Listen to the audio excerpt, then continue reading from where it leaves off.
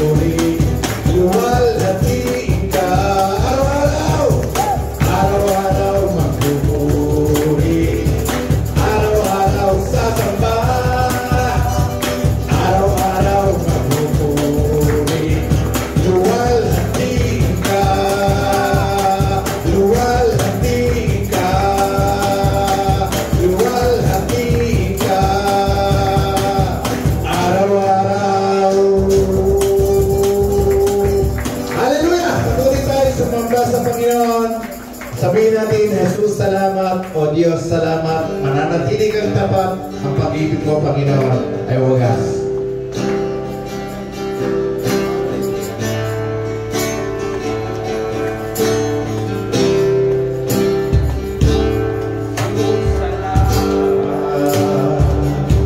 O Diyos, salamat. Mananatili kang tapat. Ibinigay mo ang lahat, kulang ang buhay ko. Pati ang mundo sa laki at lawak ng pag-ibig mo. Jesus, salamat! Jesus, salamat! O Diyos, salamat! O Diyos, salamat! Mananatili kang tapat, ibinigay mo ang lahat, kulang ang buhay ko. Pati ang mundo sa laki at lawak ng pag-ibig mo. Dakila ka, dakila ka, dakila ka, dakila ang pag-ibig mo. Dakila ang Panginoon, dakila ka, dakila ka.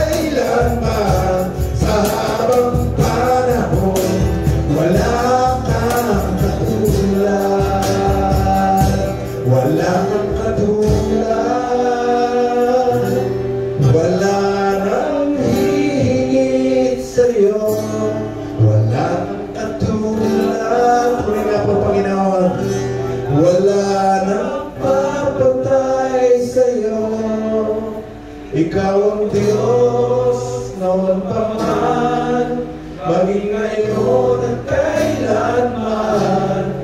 Sa habang panahon, wala ang katulad.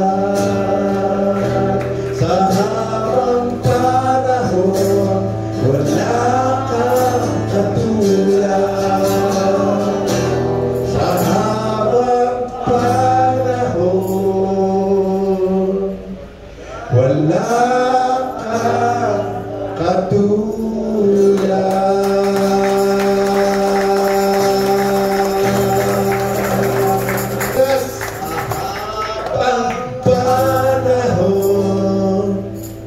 Wala kang katulad.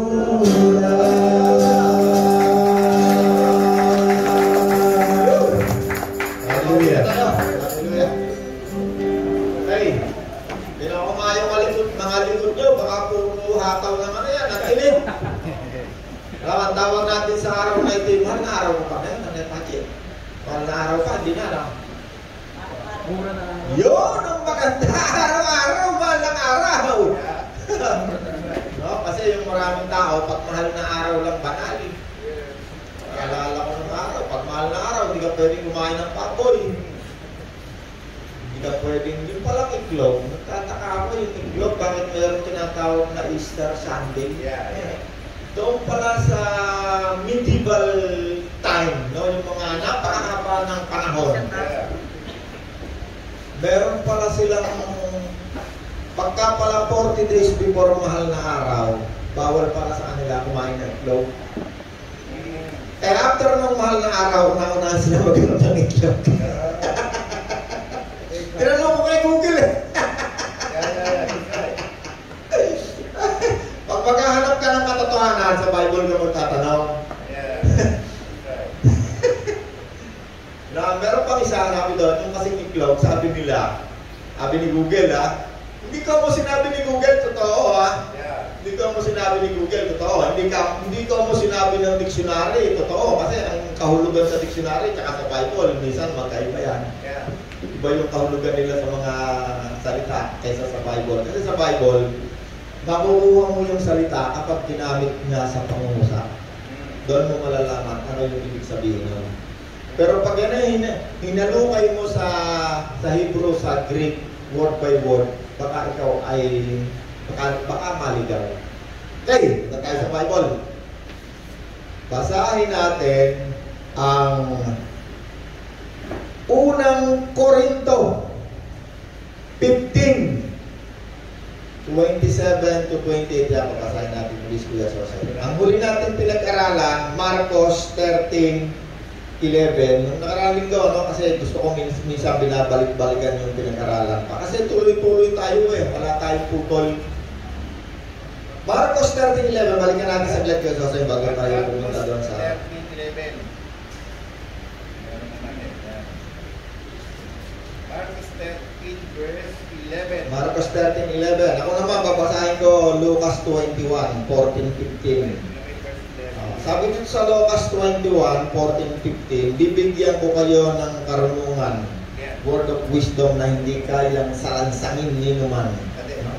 Sabi ng Panginoong Hesus, pagdating ng Espiritu Santo sa inyo, pagdating ni Kristo sa ating puso, bibigyan niya tayo una karunungan. Kaya si Nanay Pachi, marunong to Ang karunungan nga hindi galing sa dictionary, hindi rin galing kay Google. Kasi yung galing kay dictionary at kay Google, kung minsan niya dinidibati yan ng ibang yung mahusay sa history. Sabi na, mali yan, mali ito, eto yan. Ang Panginoon, pag yan yung nagbigay ng karunungan, hindi kayang salansangin, ibig sabihin, totoo. Walang confusion. Hindi na sasangin sa'yo. Kapag kayo'y dinakip nila at nilitis, huwag kayong babahala kung ano yung sasabihin. Sa oras na iyon, sabihin niyo ang mga salitang ibibigay sa inyo sapagkat hindi kayo magsasalita, kundi ang Espiritu Santo. Hey, Espiritu Santo, 3 verse ang binasa na yan Una, sabi ni Jesus, ako ang magbibigay sa inyo ng karunungan. Yung isang verse na binasa natin, ang sabi doon kay Ama. Dito naman sa isang verse, sabi rito, hindi ang Espiritu Santo.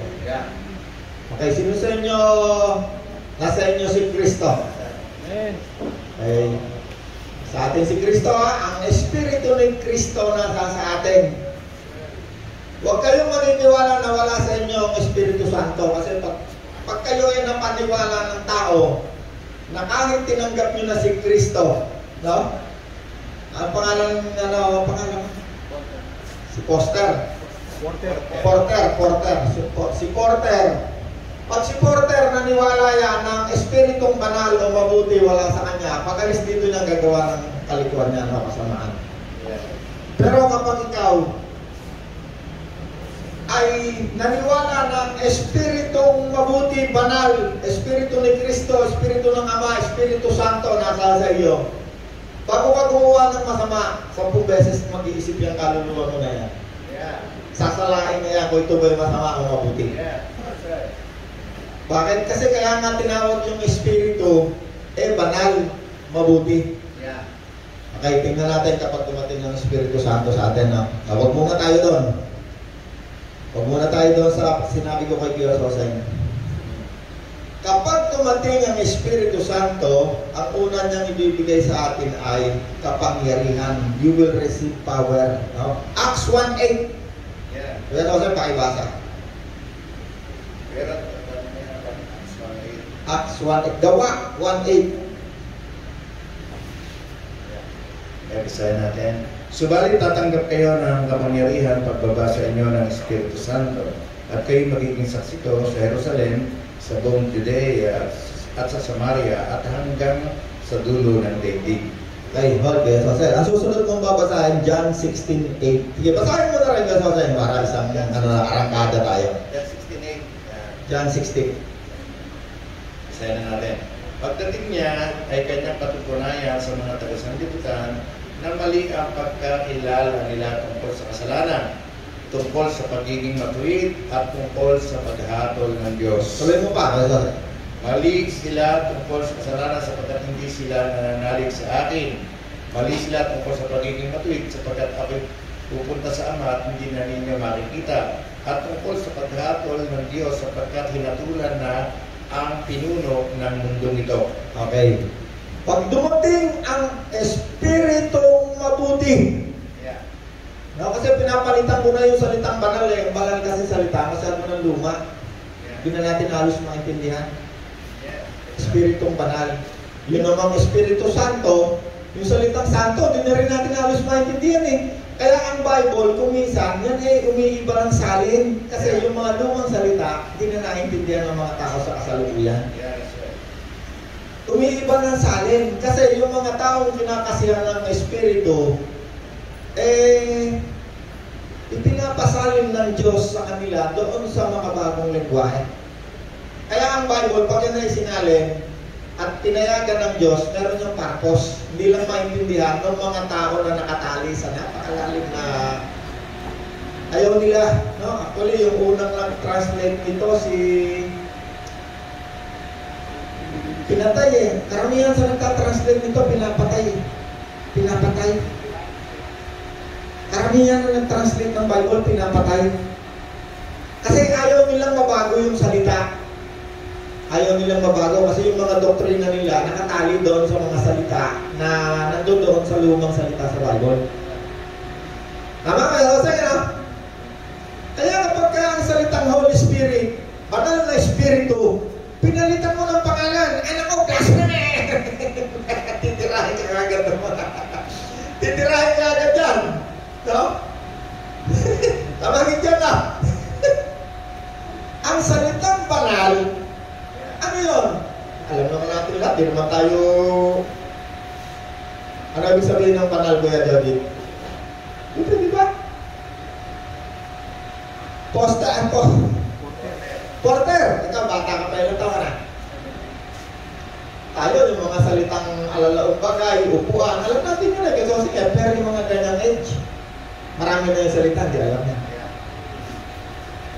Kaya ang Bible, minsan inayaan ng Diyos yan ma-translate sa mga bagong wika para mas maunawaan lang mga ordinaryong mga tao. Hindi lamang si High Priest Gideon ang makakaintindi. Tiniduro ko lang si Gideon kasi matalino yan sa Bible. Ang Bible kasi hindi lamang yan para sa mga, actually hindi nga ito para sa mga brain na tao eh. Kasi karaniwan sa mga matatalinong tao, ang Bible hindi nila maintindihan eh. Naiintindihan lang na yan sa pag-iisip. Pero yung turo ng Espiritu Santo, hindi niya maintindihan. Pag lumis konti yan, talaga namang bakad na yan. Pero kapag tumating ang Espiritu Santo, John 16:8, meron siyang tatlong bagay na ituturo na ipapaunawa. Ano yun? Dahil ang Espiritong nasa sa atin ay mabuti, ang una niyang sasalangsamin, kasamaan tungkol sa kasalanan. Number 2, ang ituturo niyan kay Porter, kapag siya tumanggap kay Kristo, ikaw ay righteous na. Kasi si Kristo na righteous na sa sayo. Hindi dahil sa ikaw ay pwede bang gumawa ng kasalanan o pwede kang magkasala. Talaga pwede. Hanggang ngayon, nagkakasala ako Hanggang ngayon, nagkakasala ako. Pero ang Espiritu Santo, ang ididiktik niya sa isip mo, ikaw ay righteous pa rin. Sa paningin ng Diyos, ikaw ay righteous. Sa paningin ng mga espiritu ng demonyo na naririto, righteous ka pa rin. Meron pang isa. Ano yung huli? Judgment. No? Ipapaalam sa iyo ng Espiritu Santo, ipapaalam kay Nanay Pachi ng mga demonyo na katulad na wala na yung karapatan sa iyo. Na-judge na sila. Tinan mo, tatlong bagay ipapaunawa sa iyo ng Espiritu Santo. Kapag dumating ang Espiritu Santo kay Pastor, kasi Pastor para Pastor Ray, wala lang yung Pastor Ray. Tumayo mga Pastor Ray. Kaya nung araw yan, kasama ni Bishop Alex yan, nagtuturo ng Bible study rito. No? Kaliwang paa ni Pastor Jess yan, kapanang kamay pala. Ay, ano din sa atin. Ang topic natin ay tungkol sa Espiritong Banal. No? Kapag siya tumating sa akin, meron siyang tatlong ididiktik sa isip ko na hindi ko pwedeng hindi maintindihan. Number 1, tungkol sa kasalanan. Tungkol sa kasalanan. No? Ituturo niya kay Gideon, pag sinilip mo yung babaeng mag-asawa din sa bintana at nakita yung mukha mo, baka mapugihan na naman sa ilan. No? Meron yan ipapaunawa sa iyo kahit hindi nagsasalita ang Espiritu Santo, yan ang nakapagturo. Bakit? Kasi yung Espiritu mo at Espiritu Santo, magkasama. Naging isa.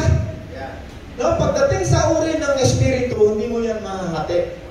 Pag sinabing Espiritu, hindi maaaring hatiin. Hindi pwedeng mabilang. Ibig sabihin, hindi pwedeng maging dalawa. Hindi pwedeng maging tatlong Espiritu. Hindi pwede. Kaya nga sinabi, tayo lahat ay pinainom sa isang Espiritu. Now, kapag sinabi mo Espiritu ng Diyos, Espiritu ni Kristo, Espiritu ng Ama, ang tawag dyan, Espiritong Banal. Mabuti. Hindi mo pwedeng hatiin niya sa dalawa o sa tatlo. At kapag tinanggap mo si Kristo, ang Espiritu mo ay naging isa, kaisa rin nila. At kapag sila tumating sa iyo, meron siyang tatlong bagay na ipapaunawa sa iyo kahit hindi mo basahin. Papaunawa niya sa iyo. Number 1, ikaw ay makasalanan. Kailangan mo magsisi. Number 2, ikaw ay righteous na dahil nasa sa iyo na ang Espiritong Banal. Ang dugo ni Kristo ay nasa sa iyo na. Anong verse yan? Isa sa'yo? Pakiulit mo nga. John 16:8 niya, yung Espiritu Santo ay kanyang patutunayan ng mali ng mga tao. Pagdating niya, kanyang patutunayan. mayroong patutunayan. Ibig sabihin, kung hindi mo pa nalalaman na ikaw ay makasalanan, at patuloy kang gumagawa ng kasalanan, wala sa iyo ang Espiritu ng buti. Bakit? Walang pinapatunayan. Kapag ang Panginoong Jesus ay tinanggap mo, tinanggap mo si Kristo, no? Sigurado naman, hindi katawan ni Kristo. Espiritu ni Kristo.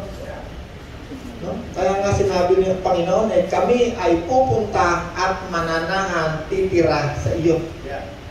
Kailan siya unang pumunta sa iyo?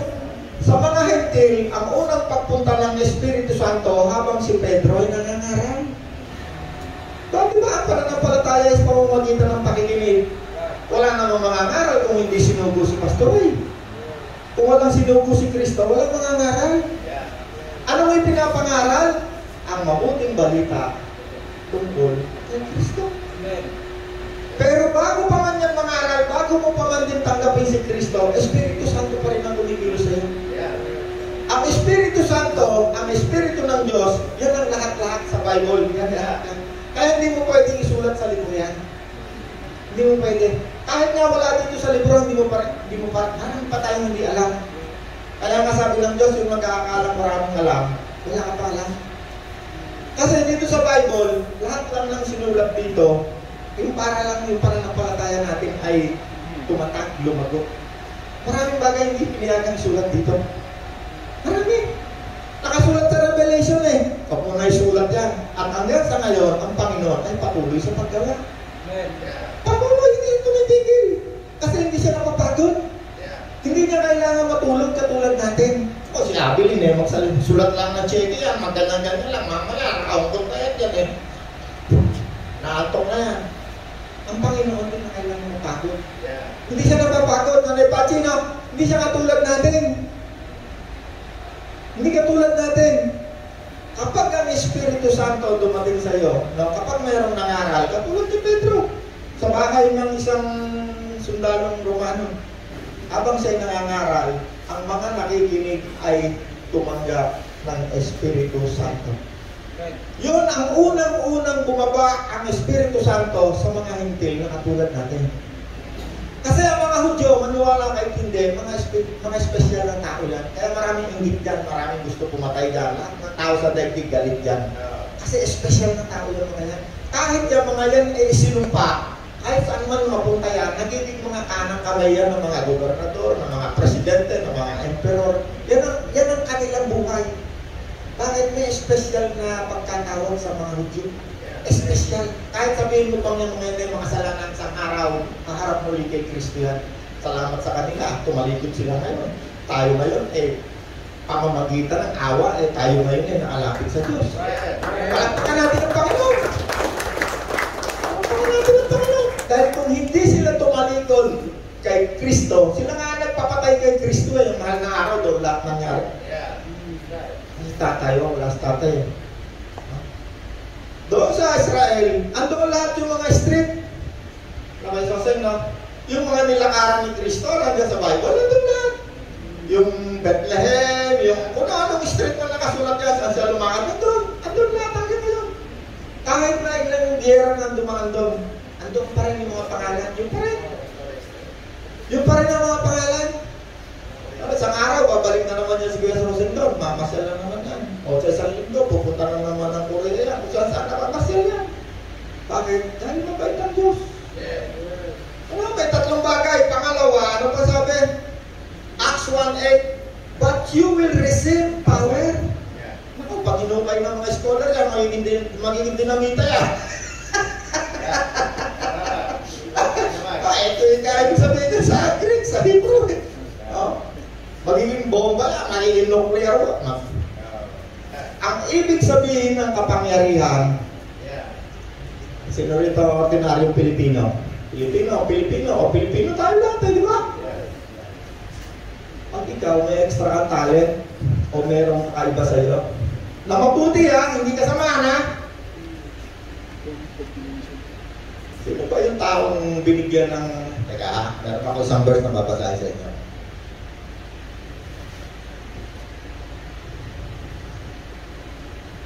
Merong isang tao na dahil sa Espiritu ng Diyos naging napakahusay na karpintero, mang-uukit. Ba yun, no? Exodus 35:31. Pakibasa mo nga Kuya Jose. Kahit sa computer, Rod, sino nakakita? Bezalel, no? Meron isang tao, pangalan Bezalel, who God built with His Spirit and understanding and wisdom and workmanship. Ito Brad, siya ay dinispos niya ng Espiritu ng Diyos at binigyan ng kakayahang kahusayan at katalinuhan sa lahat ng gawaing pansinin. Hallelujah! Ginawa niya ito upang makagawa siya ng mga gagandang disenyo at may ukit ito sa ginto bilang konso. Okay. Tuloy yan yung gumawa yata ng ukit sa templo Binigyan ng Diyos ng karunungan. Binigyan ng espesyal. No? Pero ano sabi ron? Filled with Spirit of God. Kasi nung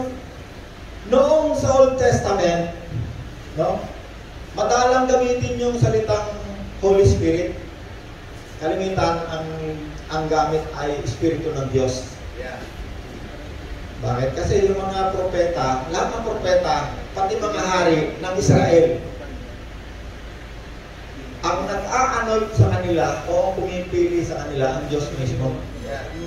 Ang Espiritu ba ng Diyos holy o evil? Kasi ang kabaligtaran ng holy, very simple, evil.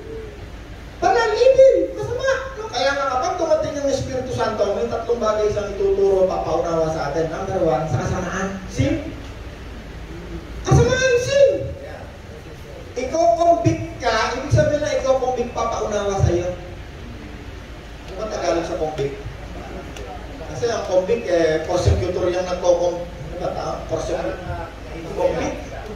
Hihikayatin, ikaw konsensya, no? Salitang malalim, konsensya. Hindi na nga alam ng mga bata konsensya. Alam mo yung konsensya? Konsensya, hindi tinapay yun, ha? Kung konsensya, tuturuan, ipapaunawa, isusumbat, no? Kaya, minsan nga, may nagpapakamatay kasi ang feeling nga siya ay masama. Pero yung demonyo naman yun, iba yun. Iba yun, espiritu ng demonyo yun. Oh, wala ka ng pag-asa. Ikaw sa angkungan na lang, mabuti pakamatay ka na. No, ang espiritu, isa lang ang humahati niyan, dalawa lang uri espiritu meron sa mundong ito. Ang hindi espiritu mabuti ang namin Pastor Ray, espiritu masama. Dalawa lang yan. Walang espiritu mabait. No, kasi ang mga satanista, meron niya tinuturo na meron mga demonyo mabait. Wala espiritu mabait. Wala. Kung hindi ang espiritu mabuti, espiritu yan ng kasamaan. At ang espiritu ng kasamaan, kumisan niya nagkukulo ng mabuti. Kaya nga nakakapagbihis siya ng damit ng tupa. Pero yan ay masama. No? Kaya minsan yung mga nasa pulpito, tumatayo sa pulpito. Alam niyo yung mga circus na yun, wala na sa mga perya. Nandito na ngayon sa mga pulpito. Kasi nasa mga huling araw tayo. Totoo yan. Totoo yan. Nandito na tayo sa pinaka-last of the last days. I believe, aabutan ng ating buhay ngayon. Pupunta tayo lahat sa Panginoon. Pero bago mangyari yan, napakarami nating circus mararanasan. Ang religion ngayon, hindi bababa sa 5,000. Sa isang bansa lang, 1,000 na eh. Sa India, 1,000 na eh. Ang religion, iba-ibang sekta yan. Meron siya raw yung Diyos Ama, siya raw yung Espiritu Santong nag-resurrect, siya raw si Kristo, iba't iba. Samot-sari. Bakit? Sapagkat di nila alam ang salita ng Diyos. Gumagawa sila, meron nga, gumagawa ng sariling Bible, nalipat siya, no? Yung, dito sa atin, alaki-laki simbahan. Hindi yan ang Bible. Yung Mormons, yung sariling Bible yan. Gumawa yan ng sarili nilang Bible. At ang asawa niyan, kahit ilan pwede. Pati anak pwede nilang asawahin. Bakit? Kumukuha sila ng salita sa Bible na ang Diyos daw ay pag-ibig. Pag-ibig daw, kapag kayo nagmamahalan, kahit ano pa man yan, yun ika ay para sa Diyos kasi ang Diyos ika pag-ibig. Pero kung di mo nyo, napakadaling twist ang salita ng Diyos na. Kaya pag hindi mo alam ang Bible mo, natatagpuan mo sarili mo, nawawala ka na sa mundong ito. Ito mga Holy Spirit lang. Ang mga religion nagkakati-hati yan. Bakit? Kasi nag-aaway yan. Para maunawaan mo ang isang salita sa Bible, very simple, basahin yung Bible mo. Ang Panginoon, di mo kailangan mag-aral ng grade 1 para hindi mo maintindihan ng Bible. Kapag dumating ang Espiritong Banal kay Porter, bago tumingin sa maputing hita yan, nagsasalita rin ng Espiritong mabuti. Kasalanan, kasalanan, kasalanan, kasalanan, kasalanan. Masama, evil! Yan ang ipapaunawa sa iyo para matiyak mo, Espiritu Santo na sa Espiritong mabuti. Gusto ko naman tanggalin yung salitang Santo tsaka yung banal kasi hindi na nga maintindihan rin, nagkakagulo eh. Espiritong mabuti. Sabi naman ni John, abay, hindi ka nang mabuti, hindi ka. Eh, bakit sinabi sa Panginoon? Panginoon, ikaw ay mabuti. Sabi ng Panginoon, ang Diyos lang ang mabuti. Yeah. Napakalalim na salitang mabuti. Yan ay kalaban ng kasamaan. Ang Espiritong mabuti, ang kalaban niyan ay kasamaan. Kahit sabihin mo pa hindi, Diyos mo nga yung Espiritu Santo eh. Diyos mo nga yan eh. Eh, Diyos mo nga eh, bakit gumagawa? Kasamaan lang, hindi mo pa alam. Bakit hindi mo alam yung kilala mo, Espiritu Santo? Sabi lang iba na ko, kaya Roland, di kaya yata naniniwala sa Espiritu Santo. Ako po, mula nang tanggapin ko si Kristo hanggang sa mga oras na to, napakalinaw na kasama ko ang Espiritu Santo. Napakalinaw, malinaw pa sa sikat ng araw. Sa bawat hakbang siya ay aking gabay. Sa bawat kalungkutan siya ay aking tagapagpasaya. Sa bawat kamalian at kalabuan siya ay aking guro. Naku, pag hindi mo kilala ang tinatawag mong Diyos sa Espiritu Santo mo, baka mamaya kung ano-ano pumasok sa utak mo, sasambahin mo ang Espiritu hindi mo kilala. Kapag ang Espiritu Santo dumating sa iyo, ang makikilala mo ay si Kristo at ang kanyang Ama. Hindi niya papakilala sarili niya. Bakit? Wala siyang sasabihin kung hindi ang Isus sasabihin ni Kristo. Wala siyang sasabihin sa kanyang sarili lang, hindi. Lahat lamang ng sasabihin ni Kristo. Sabi ni Kristo, nakasulat yun. Bakit tayo nagsalita rito? Hindi tayo gumagamit ng base sa ating logic. Kasi maraming salita sa Bible, pag ginamit mo yung natural logic o natural intelligence ng tao, makakabuo ka ng therefore. No? Makakabuo ka ng isang theology. No? Kaya yung mga theologian, si pastor ay theologian yan eh. Ano bang meaning ng theologian? Kaya sa niya lang. Ibig sabihin, meron kang isang bagay na pinaniniwalaan na base dito sa iyong binigyan ng logic o kumuha ka rin ng salita dito, pero ikinulong mo na siya, nilibro mo na siya sa iyong theology.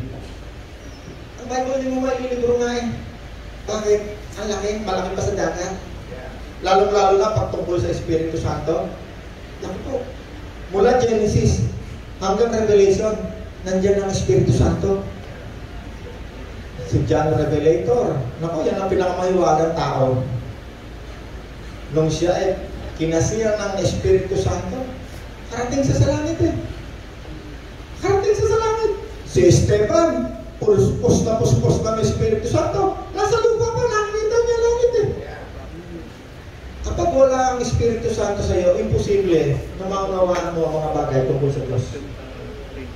Maunawaan mo lamang ang Diyos kapag ang Espiritu ng Kristo, Espiritu ng Ama, na tinatawag na santo o banal o mabuti, ay nasa sa iyo.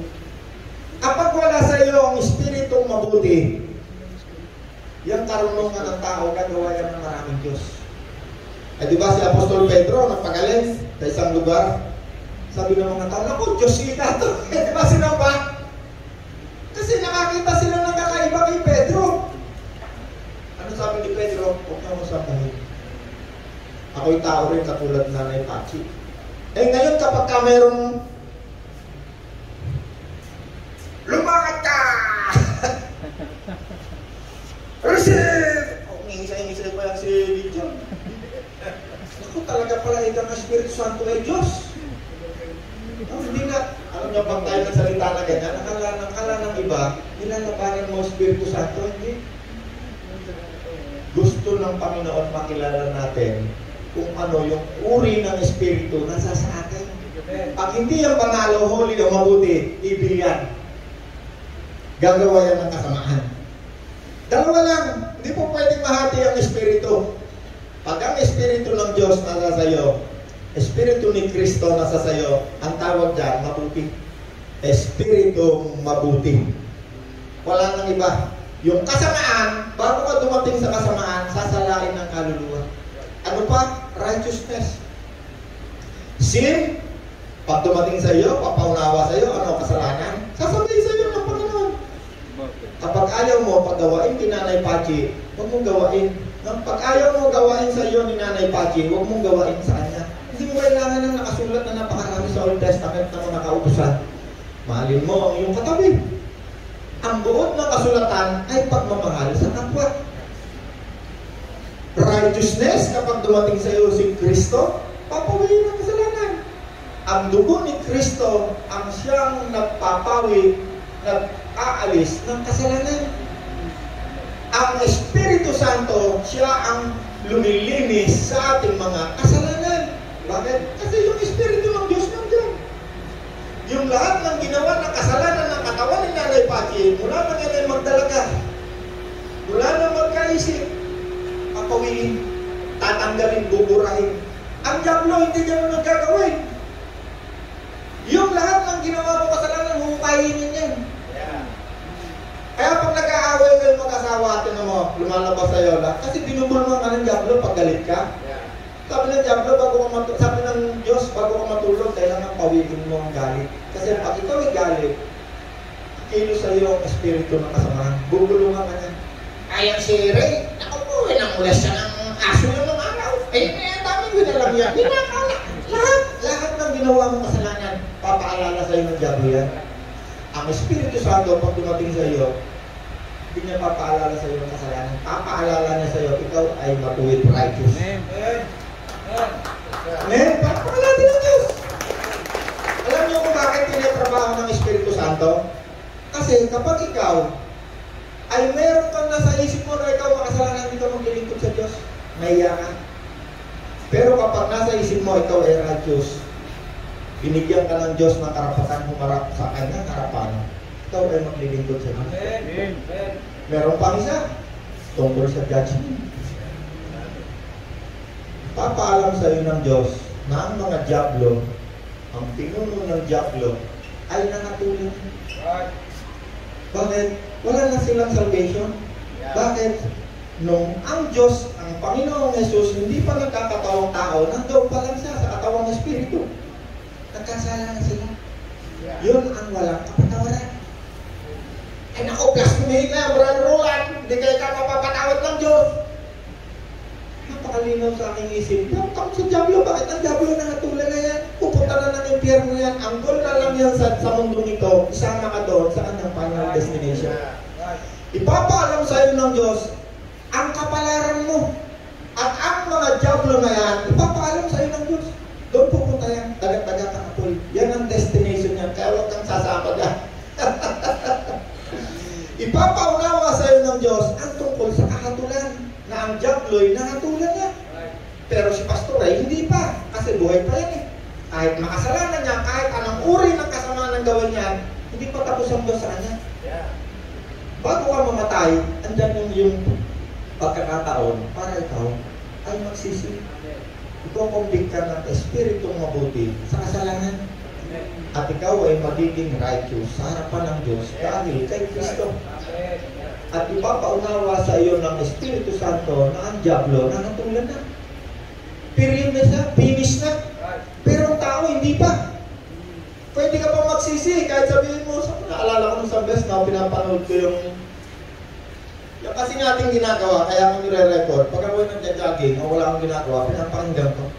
Nung sa best, meron ako ritong tinuro. Kung ikaw ay magnanakaw, tigilan mo na. Alam mo yung naituro ko, nakulong. Oo, nakulong.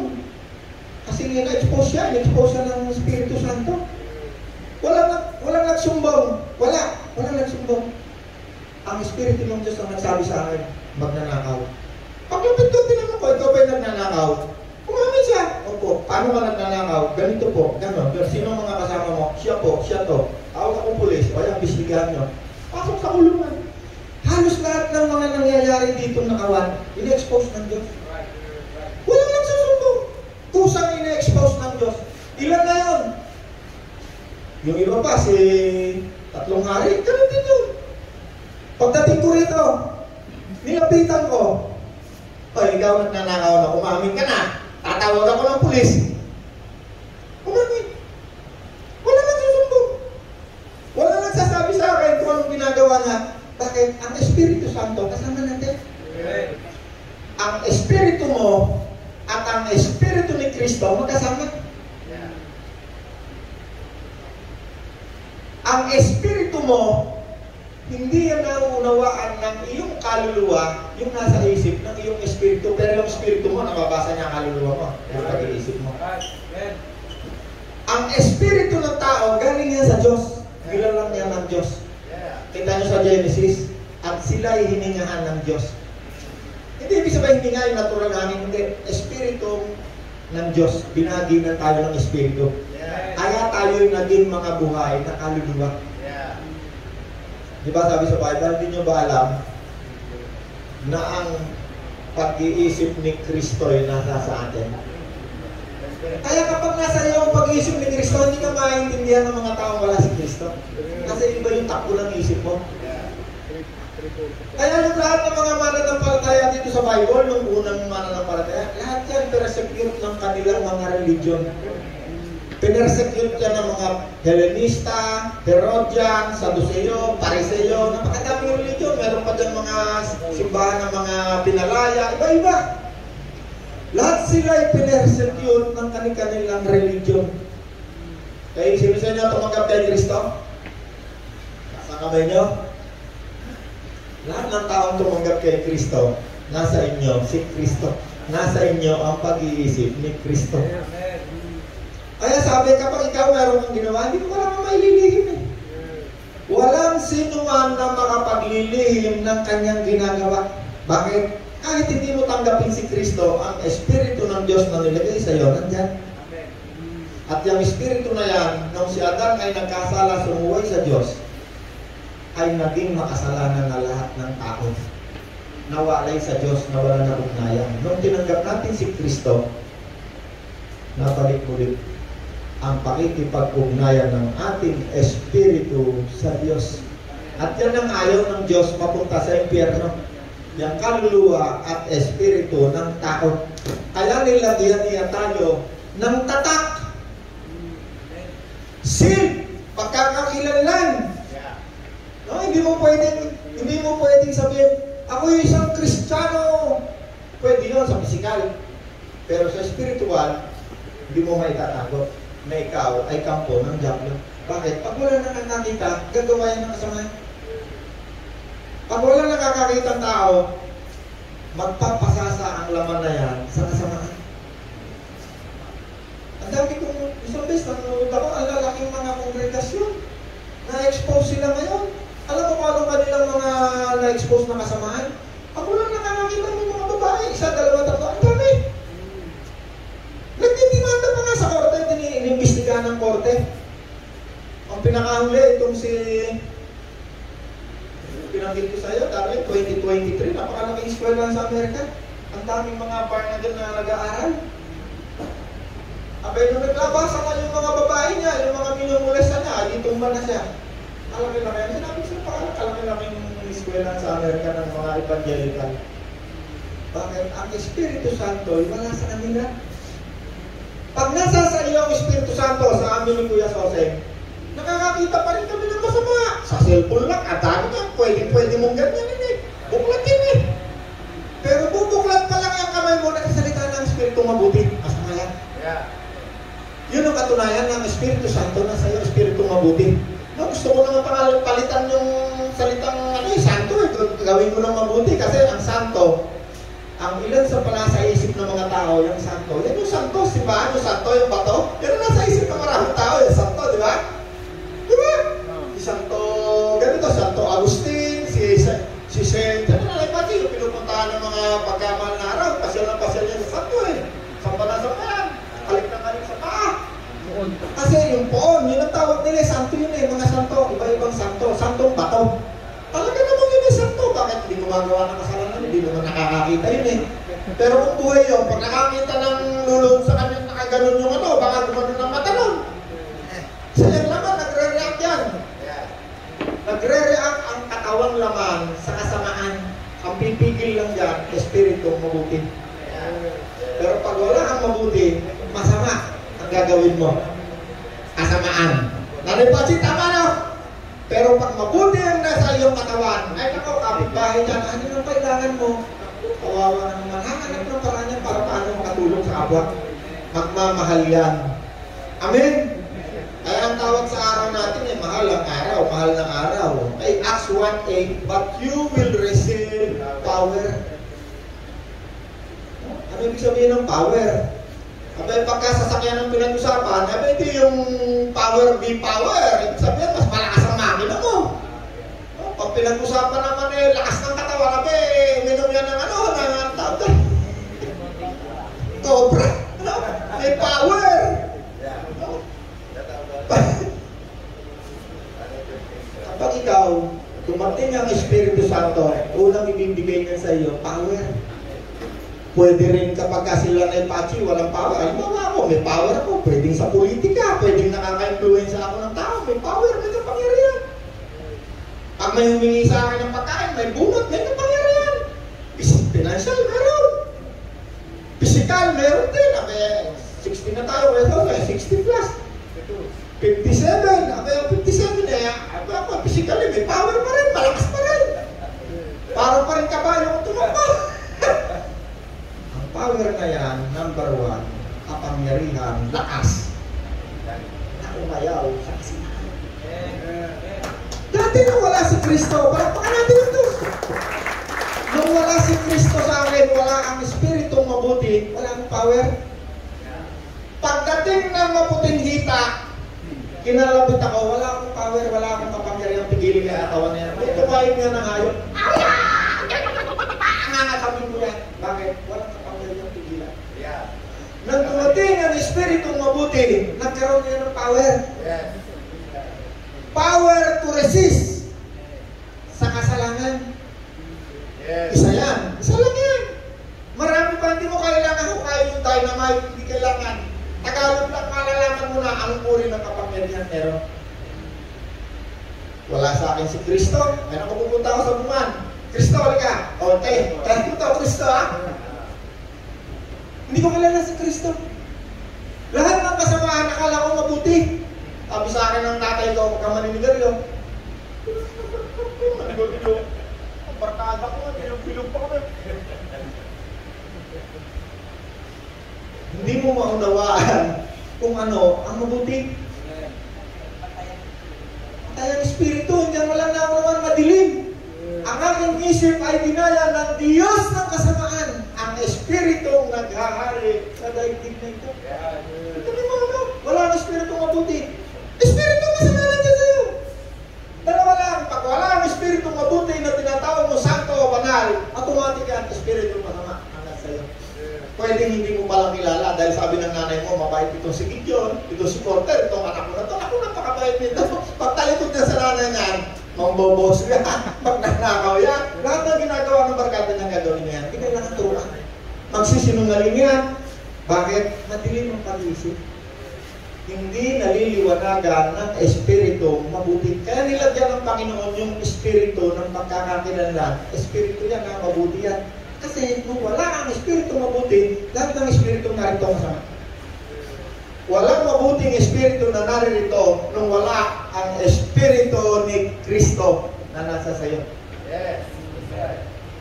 Kaya sinabi, tungkol sa kasalanan, dahil si Kristo, ito sa ulitin mo, Acts 1:8, pag dumating ang Espiritu Santo, who will, ikaw convict ka niya sa kasalanan. Bakit kasalanan? Sapagkat hindi mo tinanggap si Kristo. Okay? Acts 1:8. Ano? John 1:16.